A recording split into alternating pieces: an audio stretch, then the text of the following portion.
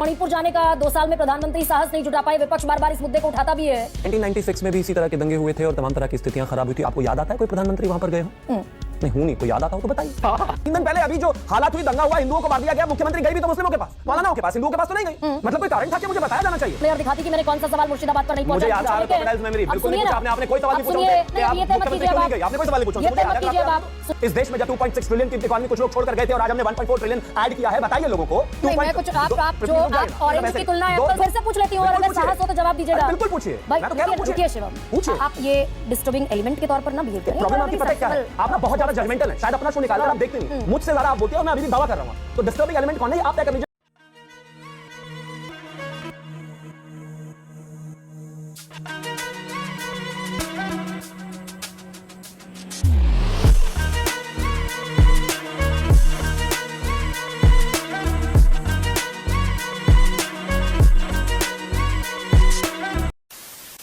नमस्कार दोस्तों, स्वागत है आप सभी का। आप देख रहे हैं खबरी शो। दोस्तों आज की डिबेट वीडियो होने वाली है बीजेपी के प्रवक्ता शिवम त्यागी और न्यूज एंकर गरिमा सिंह के बीच में। दोस्तों डिबेट में शिवम त्यागी ने इस एजेंडाधारी एंकर की ऐसी क्लास लगाई है जिसे देख के आपको बहुत ही आनंद आने वाला है। दोस्तों वीडियो बहुत मजेदार है, आपसे अनुरोध अंत तक जरूर देखना। अगर आप चैनल पर पहली बार आए हैं या चैनल को अभी तक सब्सक्राइब नहीं किया है तो चैनल को सब्सक्राइब जरूर कर लेना। चलिए दोस्तों मेन वीडियो स्टार्ट करते हैं। शिवम भाई, जो आज एक वीडियो जारी हुआ जिसमें मजबूत सरकार का बाकायदा दम भरा गया या फिर हुंकार भरी गई, ये मजबूत सरकार बहुत सारे मोर्चों पर फेल हो गई क्या?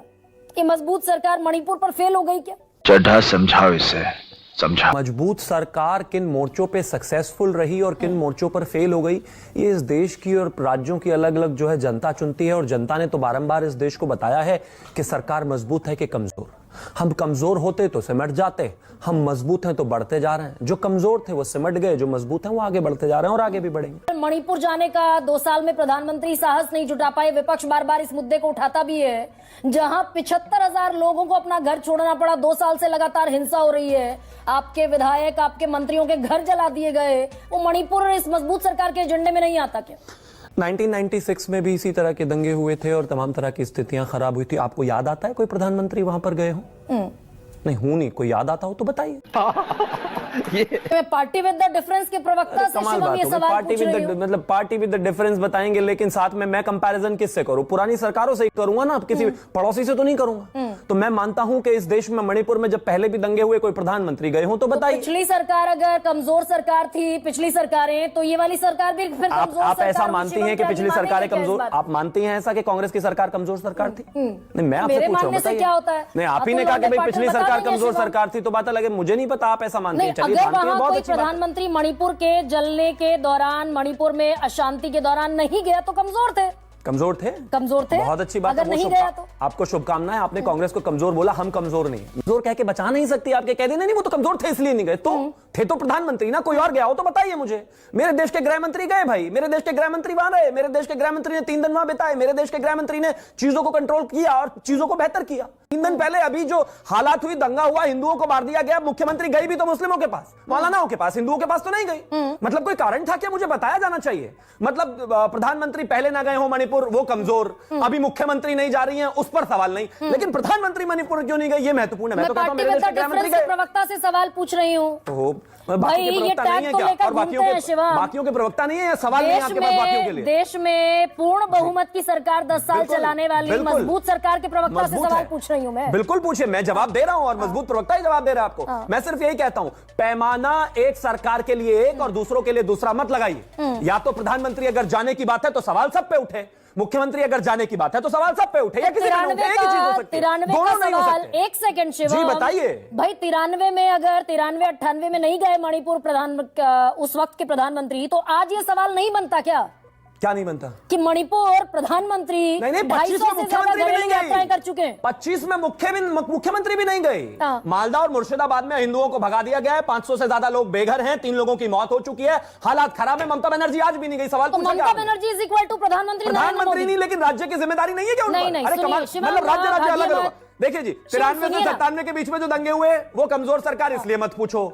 मुख्यमंत्री जो है वो प्रधानमंत्री के बराबर नहीं है इसलिए सवाल मत पूछो। सारे सवाल पूछो, मोदी जी से सवाल पूछो। मैं तो कह रहा हूं कि गृह मंत्री जाना चाहिए। बिल्कुल पूछिए हमें। अरे हम क्या घबराने वाले हैं? जवाब दीजिए ना फिर शिवम एक घंटा आप मुझसे सवाल पूछे, मैं नहीं डरने वाला। लेकिन हमारे गृह मंत्री गए और ये एक विषय हमारे लिए सेंसिटिव है, तो मैं ये ना लेकिन यहाँ पर जो लोग मौलानाओं से मिलने गए और हिंदुओं से मिलने नहीं गए, वहां पर पत्रकार नहीं पहुंचने दिए गए, वहां पर मुख्यमंत्री नहीं पहुंच पाई। सवाल होना चाहिए, जान वो भी उतनी महत्वपूर्ण है। मुर्शिदाबाद के मुद्दे पर जिस दिन मैंने प्रोग्राम किया था शिवम त्यागी, उस दिन आप ही बीजेपी के प्रवक्ता के तौर पर मेरे पैनल में थे। और मैंने जो सवाल ना पूछा और राइट डाउन कर आप लाते, मैं आज ऑन एयर दिखाती कि मैंने कौन सा सवाल मुर्शिदाबाद पर नहीं पहुंचा। मुझे याद है क्रोकोडाइल्स मेमोरी, बिल्कुल नहीं पूछा आपने कोई सवाल नहीं पूछा उनसे कि आप मुख्यमंत्री क्यों नहीं गई, आपने कोई सवाल नहीं पूछा उनसे। मुझे याद है।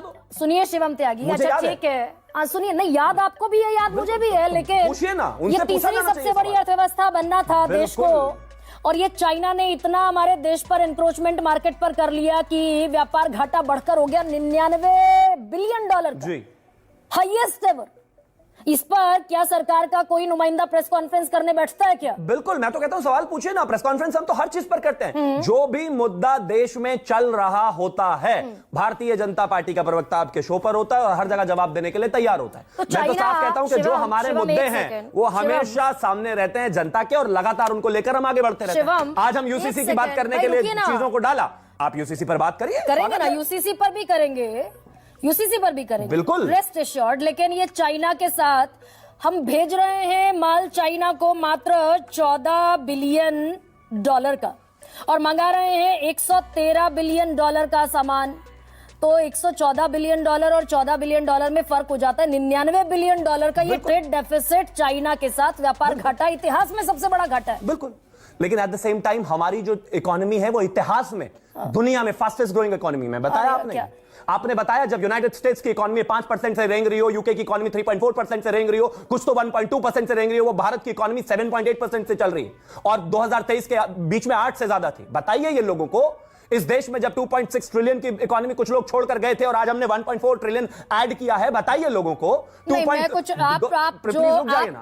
की तुलना एप्पल से कर रहे हैं, सरकार की तुलना सरकार से करूंगा। अरे कमाल की बात, एप्पल की तुलना एप्पल से होगी, ऑरेंज से कैसे हो सकती है? अरे अच्छा रुकिए ना शिवम त्यागी, सुन लीजिए अभी और डेटा सुनिए। नहीं आप गलत, 2 करोड़ 30 लाख रोजगार दिए थे यूपीए 1 यूपीए 2 ने, 17 करोड़ रोजगार दिए भारतीय जनता पार्टी की सरकार ने, as per the RBI data and the EPFO data. तो ये फर्क है भाई, हम आगे बढ़ रहे हैं चीजों को लेकर। हाँ, और भी बेहतर करने की आवश्यकता है, लेकिन एप्पल विद ऑरेंजेस। शिवम, मैं ये पूछ रही हूँ, फिर से पूछ लेती हूँ, और अगर साहस हो तो जवाब दीजिएगा। बिल्कुल पूछिए, मैं तो कह रहा हूँ रुकिए शिवम, पूछिए। आप ये डिस्टर्बिंग एलिमेंट के तौर पर ना बिहेव करें। प्रॉब्लम आपकी पता है क्या है? आप ना बहुत ज्यादा जजमेंटल हैं, शायद अपना शो निकालकर आप देखते नहीं, मुझसे ज्यादा आप बोलते हैं, और मैं अभी भी दावा कर रहा हूं आपको। तो डिस्टर्बिंग एलिमेंट कौन है ये आप तय कर लीजिएगा शो देखने के बाद। मेरा आपसे विनम्र जो है मेरा रिक्वेस्ट है।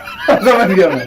चीन के साथ व्यापार घाटा पिछले साल हमारा था लगभग $41 बिलियन का। चीन के साथ व्यापार घाटा, और घाटा अगर लगा है तो आप भी समझ रहे हैं, दर्शक भी समझ रहे हैं, ये व्यापार घाटा $99 बिलियन का हो गया। बिल्कुल समझ रहे हैं, कैसे हो गया? मैं तो कहता हूं हम तो इकोनॉमी को आगे लेकर जा रहे हैं, क्योंकि पुराने ब्लॉक्स इतने ज्यादा हैं, चीजें इतनी खराब रही, स्थितियां इतनी खराब थी, सरकार का ध्यान कभी भी इकोनॉमी की तरफ था ही नहीं। मतलब 11 महीने से सरकार, 11 साल से ग्रोथ पर बात नहीं करेंगे, आप रोजगार पर बात नहीं करेंगे, आप फिस्कल डेफिसिट पर बात नहीं करेंगे, तमाम चीजों पर बात नहीं करेंगे। आपको लगता है कि कोई एजेंडा बनाकर करना करिए, लेकिन मैं एक चीज आपको कहना चाहता हूं, ये सरकार प्रो पीपल सरकार है, चाहे इकोनॉमी हो, चाहे जीडीपी ग्रोथ हो, चाहे 5 ट्रिलियन इकोनॉमी का विषय रहा हो, चाहे रोजगार का विषय रहा हो, हर विषय में बाकी सरकारों से बेहतर है। और जब मैं ये कहता हूं, आप ये नहीं कह सकते कि नहीं उनसे क्यों कंपैरिजन करना, उन्हीं से बोलेंगे तो दिक्कत होगी भाई। किसानों की आमदनी दोगुनी करने का वादा तो प्रधानमंत्री नरेंद्र मोदी ने किया था 2022 तक। बिल्कुल किया है, लेकिन हम तो लगातार करते जा रहे हैं। 2000 रुपए बढ़ी है किसानों की आमदनी।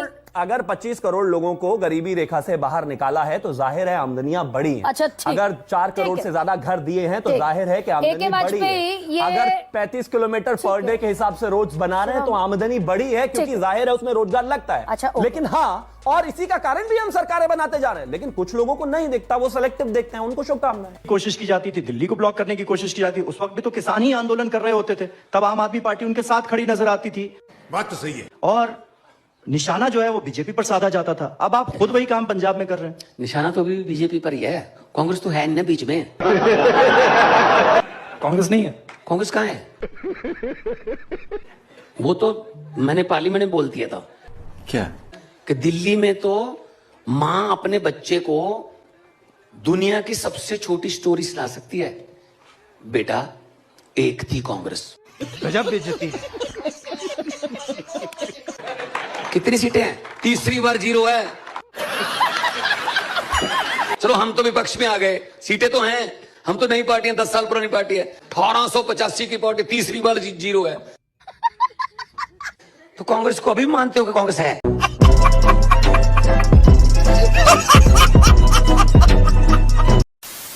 तो दोस्तों इस वीडियो में इतना ही। अगर आपने वीडियो अंत तक देखी है तो उम्मीद करता हूँ आपको वीडियो पसंद आई होगी। वीडियो के बारे में आपकी जो भी कोई राय है कमेंट्स करके जरूर बताएं। वीडियो को अंत तक देखने के लिए आप सभी का बहुत बहुत धन्यवाद। ऐसी ही मजेदार वीडियो देखने के लिए चैनल को सब्सक्राइब करना बिल्कुल ना भूलें। चलिए दोस्तों, मिलते हैं बहुत जल्द अगली वीडियो में। तब तक के लिए जय हिंद, वंदे मातरम।